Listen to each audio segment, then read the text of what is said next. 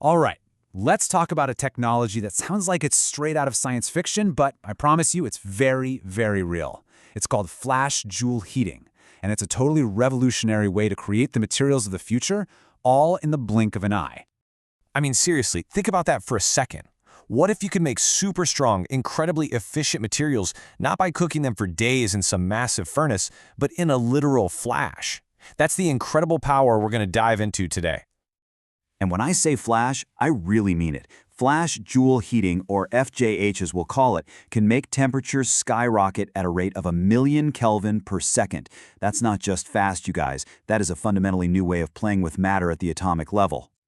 So how does this all work? How do you get that kind of transformation? Well, let's get into the science behind this superheating magic. It's actually elegant, super powerful, and you'll see, surprisingly simple in concept. Okay, so the core idea is this. You take your starting material, what they call a precursor, and you just blast it with a massive jolt of electricity. Because of its own resistance, the temperature just spikes instantly to over 2,000 Kelvin, and then it cools down almost just as fast. The whole thing, it's over in milliseconds. And that incredible speed, that's the secret sauce. You know, traditional methods are kind of like slowly letting water freeze into a nice, predictable ice crystal. FJH, though, is like a flash freeze. It locks atoms into these really exotic, high-energy arrangements before they even have a chance to settle down into their normal, boring, stable structures. And what you get from that process are what scientists call metastable phases. The best way to think about these is as materials that are kind of living on the edge, you know?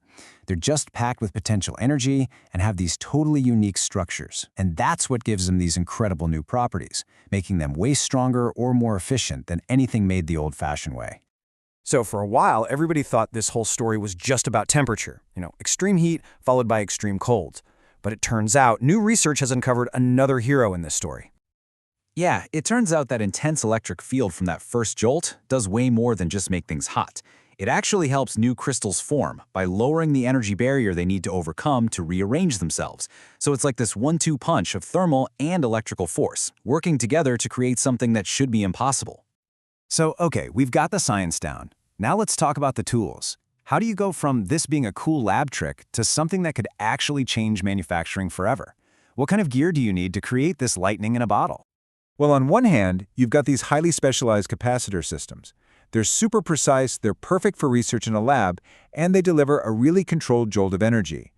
And this is the real game changer. On the other hand, researchers have figured out how to use common off-the-shelf arc welders to do pretty much the same thing. And that is huge. Seriously, by adapting a tool you can find in almost any workshop, FJH is suddenly not some niche lab technique anymore. It's becoming cost-effective, controllable, and scalable. We're talking kilograms of advanced material per hour. This is the bridge from the laboratory right to the factory floor. So, we have the science, we have the tools. What can we actually make with all this power? This is where it gets really, really exciting. The list of materials FJH can create is just staggering. We're talking about everything from valuable kinds of graphene and metallic glass nanoparticles all the way to advanced parts for the next generation of batteries. It's an incredibly versatile platform for making a whole new class of high-performance stuff. But here's the thing. It's not a one-size-fits-all magic wand. To create each one of these specific materials, you've got to carefully tune the process. You're adjusting the voltage, the length of the pulse, the starting ingredients. It's this delicate dance of physics and chemistry. Check this out. It's a super simple but brilliant example of what that optimization looks like. Take pencil graphite. If you flash a soft lead with a high voltage, the process actually heals defects and makes the graphite more perfect. But if you do the exact same thing to a hard lead, you actually increase the defects. It just goes to show you how sensitive and tunable this whole process really is. And these little tweaks, these optimizations, they have huge real-world impacts. Take batteries, for example. Researchers used FJH to apply this perfectly uniform 2-nanometer thin carbon coating onto cathode materials. Just that one simple step dramatically improves the battery stability and its safety. It's incredible. And what might be even more amazing is the potential for sustainability here. FGH can take actual waste products, like the used-up graphite from old lithium-ion batteries in your phone or laptop, and zap it back into valuable, porous graphite that can be used all over again. I mean, that's a massive step towards a real circular economy. So when you put it all together, the science, the scalability, the sheer variety of materials, it becomes really clear that flash Joule heating isn't just some small improvement. It's a genuine manufacturing revolution in the making. Let's just recap the big advantages here. FJH is rapid. We're talking milliseconds. It's scalable, ready to go industrial. It's unbelievably versatile, able to create this huge library of advanced materials. And it's sustainable, giving us a way to upcycle our waste. It really just checks all the boxes for a technology that's going to change everything.